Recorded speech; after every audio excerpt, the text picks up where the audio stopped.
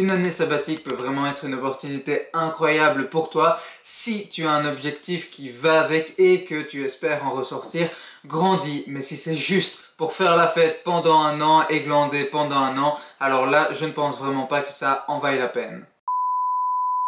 Salut, c'est Corentin, j'espère que tu vas bien et que tu as la forme. On se retrouve pour une nouvelle vidéo et aujourd'hui on va parler de prendre une année sabbatique, bonne ou mauvaise idée.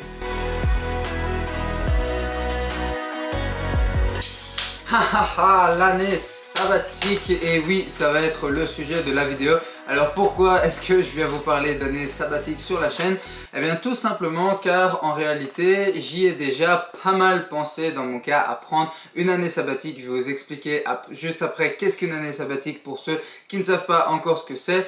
J'en ai pas mal parlé avec des amis qui eux aussi y pensaient et on a même travaillé sur le sujet de l'année sabbatique en cours d'anglais plus précisément. Et après tout ça, je me suis rendu compte qu'il y avait beaucoup de clichés sur le fait de prendre une année sabbatique et beaucoup aussi de zones floues autour de l'année sabbatique pour les étudiants qui ne voyaient souvent pas concrètement ce que cela pouvait leur apporter. Donc dans cette vidéo, on va passer en revue 4 choses. Tout d'abord, qu'est-ce qu'une année sabbatique? Deuxièmement, quels sont les avantages? Troisièmement, quels sont les inconvénients selon moi bien évidemment? Et quatrièmement, comment est-ce que tu peux faire pour en retirer un maximum si tu fais une année sabbatique? Donc une année sabbatique, qu'est-ce que c'est? Une année sabbatique à la base, c'est une année avant ou pendant tes études supérieures, donc après le lycée, après les études secondaires, où tu ne vas tout simplement pas aller étudier, tu ne vas pas aller en cours, tu ne vas pas aller à l'école et où tu vas prendre du temps pour toi, du temps pour réfléchir à ton futur, du temps pour faire par exemple un choix d'études si tu n'as pas encore réussi à faire un choix ou que tu veux te réorienter, du temps pour voyager ou bien encore pour travailler. Donc quand on parle d'année sabbatique, souvent les étudiants pensent à se tirer à l'autre bout du monde, prendre directement un billet d'avion direction Hawaï et à aller se dorer la pilule pendant un an sur une plage paradisiaque. Mais en réalité c'est un petit peu différent. Tu peux bien sûr voyager seul ou en groupe, mais au lieu de te dorer la pilule, ce serait plus intelligent de faire du volontariat pour apprendre une langue ou bien tout simplement pour découvrir de nouvelles cultures. Mais tu peux aussi bien évidemment très bien rester chez toi pour mettre en place un projet personnel qui te tient à cœur ou bien pour travailler, pour commencer à travailler dans un domaine qui t'intéresse ou tout simplement pour faire un petit boulot, pour aussi peut-être prendre du temps pour réfléchir en même temps et en même temps pour gagner un petit peu d'argent comme on va le voir dans les avantages juste par après, ou bien tout simplement juste du temps chez toi pour réfléchir si tu es encore un petit peu perdu, réfléchir à ton futur, à ta future profession, à tes études, à ce que tu veux en général dans la vie, etc. Donc vraiment, retiens bien que l'objectif principal d'une année sabbatique, c'est que ce ne soit pas une année entre guillemets perdue, mais une année où tu vas vraiment en retirer quelque chose, que ce soit au niveau des langues, que ce soit au niveau de l'ouverture d'esprit, que ce soit au niveau de l'indépendance, de la résilience, de faire un choix judicieux, d'une meilleure connaissance de toi-même. Enfin, il y a vraiment plein de choses incroyables, de choses qui peuvent vraiment te faire grandir et qui peuvent t'apporter beaucoup de bien, que tu peux retirer pendant une année sabbatique, comme on va voir juste après avec les avantages. Avant de passer aux avantages, juste une petite note, ne confonds pas une année sabbatique et un Erasmus. Un Erasmus, c'est quand tu vas, pendant que tu étudies, pendant ton cycle d'études, à l'étranger, dans une école étrangère, dans un pays étranger, pour continuer d'étudier. Donc tu continues tes études, c'est juste que tu les fais dans un pays qui t'est étranger et c'est tout à fait autre chose qu'une année sabbatique. Ça a des objectifs bien différents d'une année sabbatique et n'hésite pas, bien évidemment, à me dire dans les commentaires si une vidéo sur le sujet de l'Erasmus t'intéresserait.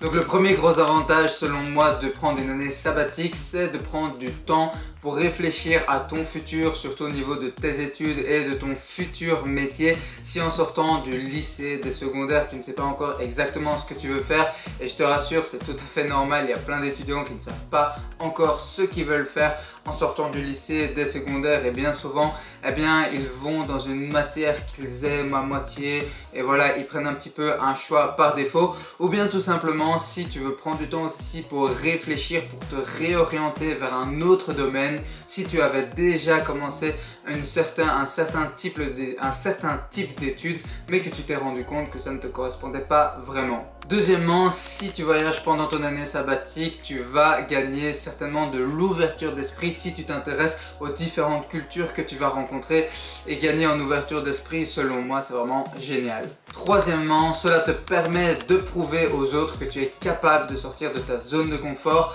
Par exemple, tout bêtement, si tu vas faire du volontariat dans un pays étranger avec un groupe et que tu dois vraiment sortir de ta zone de confort, car voilà, tu dois parler en une autre langue, t'intégrer dans une nouvelle culture, travailler avec un groupe, etc., faire des tâches un peu manuelles, un petit peu difficiles physiquement, ou bien que tu fais un travail qui te demande vraiment aussi de sortir de ta zone de confort.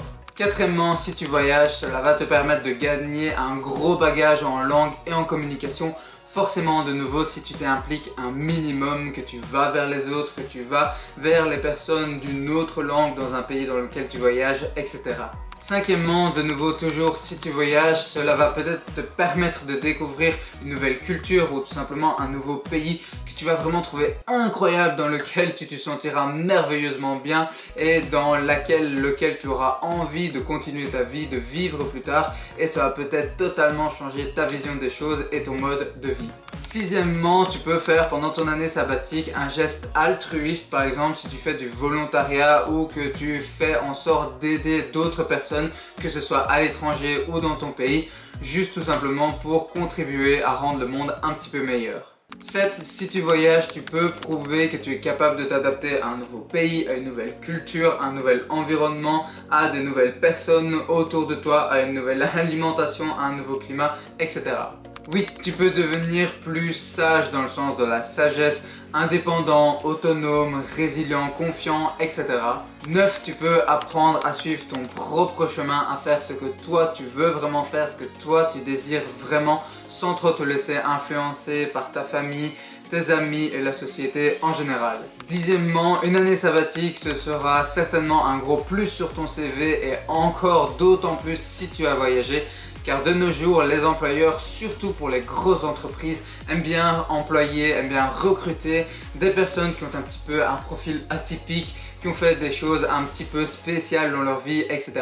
Comme par exemple une année sabbatique qui leur ont permis d'acquérir les compétences, les qualités que je viens de t'énoncer. Et 11e avantage, le dernier selon moi, enfin en tout cas au niveau des plus gros avantages de l'année sabbatique, c'est tout simplement de gagner un petit peu d'argent pour ensuite investir dans tes études, ou pour investir pour toi, pour des projets personnels, ou pour même te faire un petit peu plaisir si tu décides de travailler ou de faire un petit boulot pendant ton année sabbatique.